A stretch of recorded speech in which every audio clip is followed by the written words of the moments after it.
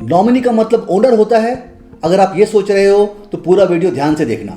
India में almost हर आदमी bank account, mutual funds, insurance में सिर्फ नॉमिनी डाल के सोचता है अब लाइफ सॉर्टेड है, लेकिन लीगल रियलिटी बिल्कुल अलग है। नॉमिनी का रोल सिर्फ इतना होता है कि वो पैसा रिसीव करता है, पैसा उसका अपना नहीं होता।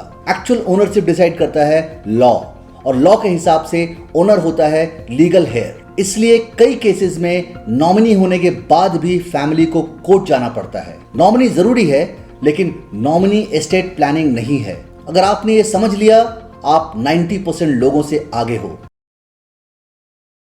विल सिर्फ अमीर लोगों के लिए है, विल सिर्फ करोड़पति लोग बनाते हैं। ये इंडिया का सबसे बड़ा मिथ है। सच ये है कि अगर आपके पास एक बैंक अकाउंट है, एक इंश्योरेंस पॉलिसी है, म्यूचुअल फंड है या एक छोटा सा फ्लैट भी है, आपको विल चाहिए। विल का मतलब ये नहीं कि आपके पास बहुत पैसा है। विल का मतलब है आप अपनी फैमिली के लिए कंफ्यूजन छोड़ के नहीं जाना चाहते।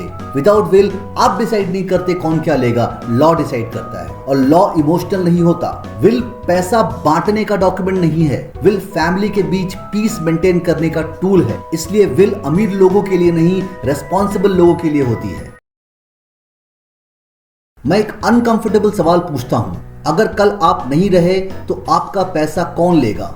ज्यादातर लोग कहते हैं फैमिली संभाल लेगी, लेकिन रियलिटी ये है bank, mutual fund, insurance, property सबके रूल्स अलग होते हैं। विल के बिना फैमिली को ये प्रूव करना पड़ता है कि वो लीगल हेयर हैं। डॉक्यूमेंट्स, एफिडेविट, कभी बैंक का चक्कर, कभी लॉयर का चक्कर। कई केसेस में साल लग जाते हैं सिर्फ पैसा एक्सेस करने में। एस्टेट प्लानिंग का मतलब डेथ प्लानिंग नहीं होता। एस्टेट प्लानिंग का मतलब है आपके जाने के बाद भी आपकी फैमिली को स्ट्रगल ना करना पड़े। इस सीरीज को फॉलो करो, आगे और क्लैरिटी मिलेगी।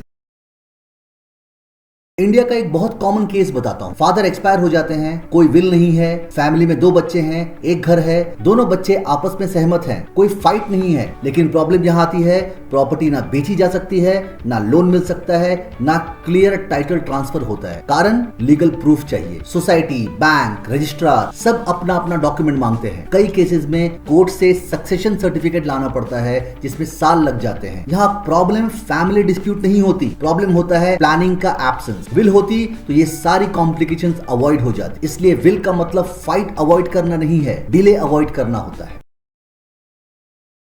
बहुत लोग बोलते हैं जॉइंट अकाउंट है ना तो टेंशन खत्म। सच थोड़ा अलग है। जॉइंट अकाउंट सिर्फ इतना अलाउ करता है कि दूसरा पर्सन अकाउंट ऑपरेट कर सके, विदड्रॉ, डिपॉजिट, चेक साइन, लेकिन ओनरशिप का डिसीजन जॉइंट अकाउंट नहीं करता। अगर प्राइमरी होल्डर एक्सपायर हो जाए तो लॉ देखता है एक्चुअल लीगल हेयर कौन है। कई केसेस में जॉइंट होल्डर होने के बाद भी बैंक लीगल हेयर डॉक्यूमेंट्स मांगता है। इसलिए जॉइंट अकाउंट एक कन्वीनियंस है, एस्टेट प्लानिंग का सोल्यूशन नहीं। जॉइंट अकाउंट डेली लाइफ के लिए अच्छा है, लेकिन इनहेरिटेंस प्लानिंग के लिए विल और लीगल क्लैरिटी जरूरी है। ये डिफरेंस समझना बहुत इंपॉर्टेंट है।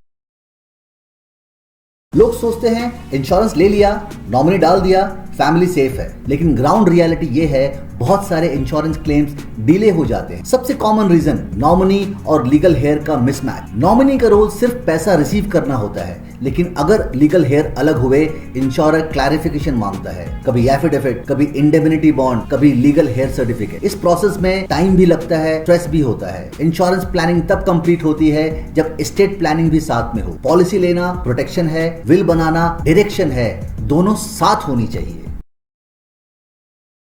बहुत लोग कंफ्यूज होते हैं लीगल हेयर कौन होता है। इंडिया में लीगल हेयर डिसाइड होता है रिलीजन बेस्ड पर्सनल लॉज से। फॉर एग्जांपल, हिंदू लॉ के अंडर वाइफ, चिल्ड्रन और मदर प्राइमरी लीगल हेयर्स होते हैं। मुस्लिम लॉ और क्रिश्चियन लॉ अलग होते हैं, लेकिन एक बात कॉमन है, लॉ फॉलो होता है, इमोशन नहीं। अगर विल नहीं होती तो आपकी प्रॉपर्टी एग्जैक्टली उसी रूल के हिसाब से डिवाइड होती है, चाहे आप चाहो या ना चाहो। इसलिए कई बार फैमिली एक्सपेक्टेशन और लीगल डिस्ट्रीब्यूशन मैच नहीं करते। विल का रोल यही से स्टार्ट होता है। आप लॉ को गाइड करते हो, वरना लॉ आपको गाइड करता है। विल और नॉमिनी को लोग एक जैसा समझते हैं, जबकि दोनों का रोल बिल्कुल अलग होता है। नॉमिनी का काम होता है पैसा रिसीव करना, बस। विल का काम होता है पैसे का ओनर डिसाइड करना। नॉमिनी इंस्टीट्यूशन के लिए होता है, bank, AMC, insurance company. Will family के लिए होती है। अगर विल क्लियर है तो नॉमिनी सिर्फ प्रोसेस सिंप्लीफाई करता है। अगर विल नहीं है तो नॉमिनी होने के बाद भी लीगल हेयर क्लेम आ सकता है। इसलिए बेस्ट प्लानिंग होती है clear will plus updated nomination. एक के बिना दूसरा इनकम्प्लीट है।